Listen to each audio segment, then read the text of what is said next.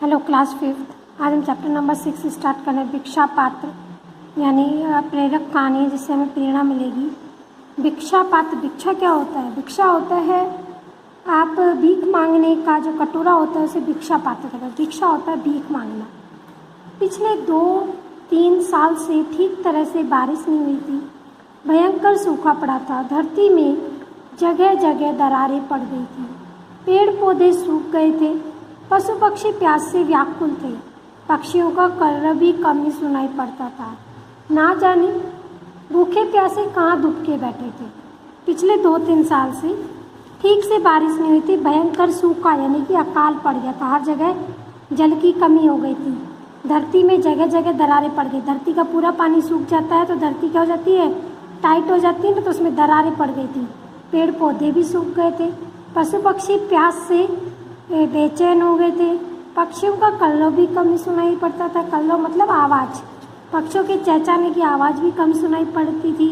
ना जाने भूखे प्यासे कहाँ दुबके बैठे थे। ना जाने वो पक्षी कहाँ बैठे थे। नगर में अकाल पड़ा था। नगर में क्या पड़ा था? अकाल था। खाने पीने की कमी थी। जिसके पास थोड़ा बहुत अन्न था उसने बचाकर बुरे दिनों के लिए रख दिया था। तो नगर में अकाल पड़ गया था। खाने पीने की कमी हो गई थी। जिसके पास थोड़ा बहुत अनाज था उसने बचाकर बुरे दिनों के लिए रख लिया था। प्रजा हाहाकार कर उठी। हाहाकार मतलब चिल्लाने लगी। खाने पीने के लिए नहीं था, पीने के लिए पानी नहीं था, खाने के लिए अनाज नहीं था, तो प्रजा तो चिल्लाएगी ना, लोग तो चिल्लाएंगे। महात्मा गौतम बुद्ध से लोगों की परेशानी देखी नहीं गई। उन्होंने अपने शिष्यों को इकट्ठा किया और नगर के धनी भक्तजनों को बुला भेजा। महात्मा गौतम बुद्ध जो थे उनसे लोगों की परेशानी नहीं देखी गई। उन्होंने अपने शिष्य जो उनके अनुयायी थे उनको इकट्ठा किया और उनसे बोला, नगर में जो अमीर भक्त है मेरे उनको बुलाओ। विनम्र स्वर में महात्मा बुद्ध ने प्रश्न किया, प्रियजनों बोलो, भूखी प्रजा को अन्न देने के लिए आप में से कौन कौन तैयार है? उन्होंने एकदम शांत आवाज़ में महात्मा बुद्ध ने प्रश्न किया कि प्रिय लोगों बोलो, इस भूखे लोगों को अन्न देने के लिए आप में से कौन कौन तैयार है? महात्मा बुद्ध के वचन सुनकर रत्नाकर सेठ का सिर लज्जा से झुक गया। वह हाथ जोड़कर बोला, भगवान, इतने बड़े नगर के हर प्राणी तक अनाज पहुंचाना मेरे बस की बात नहीं है।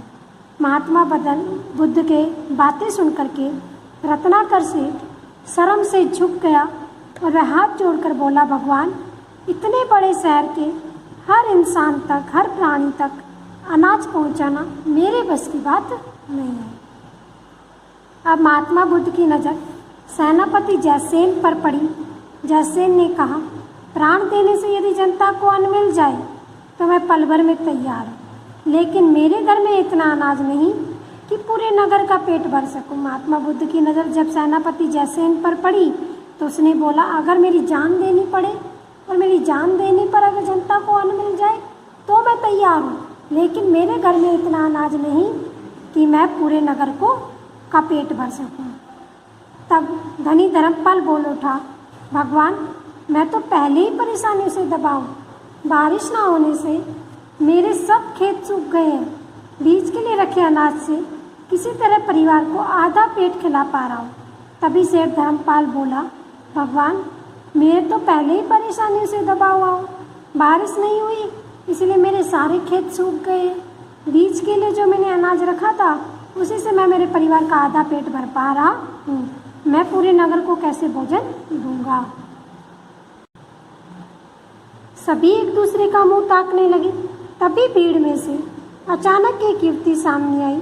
वह थी महात्मा बुद्ध के प्रिय शिष्य अनाथ पिंडत की बेटी सुप्रिया। वह अत्यंत दुखी लग रही थी।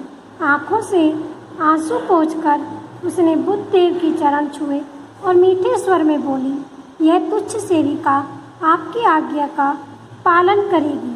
अन्न की कमी के कारण जो लोग बेहाल हैं वे सब मुझे अपनी संतान लग रहे हैं। नगर के हर आंगन में अनाज पहुंचाने का भार मैं लेती हूँ। सब एक दूसरे का मुंह ताकने लग गए, देखने लग गए कि भाई कौन देगा कौन देगा। तभी भीड़ में से अचानक एक युवती यानी कि एक लड़की आई। वह थी महात्मा बुद्ध के प्रिय शिष्य। महात्मा बुद्ध का जो प्रिय शिष्य था अनाथ पिंडत, उसकी बेटी सुप्रिया। वह बहुत दुखी थी। आंखों से आंसू पोंछकर उसने बुद्ध के चरण छुए, पैर छुए और मीठी आवाज़ में बोली, यह तुच्छ सेविका, तुच्छ मतलब छोटी, ये छोटी सेविका आपकी आज्ञा का, आपके ऑर्डर का पालन करेगी। अनाज की कमी के कारण जो लोग दुखी हैं वे सब मुझे अपने संतान लग रहे हैं और मैं नगर के हर आंगन में, हर घर में अनाज पहुंचाने का जो भार है, जो कार्य है वो मैं करूँगी। आगे बढ़ेंगे कि इसने कैसे किया।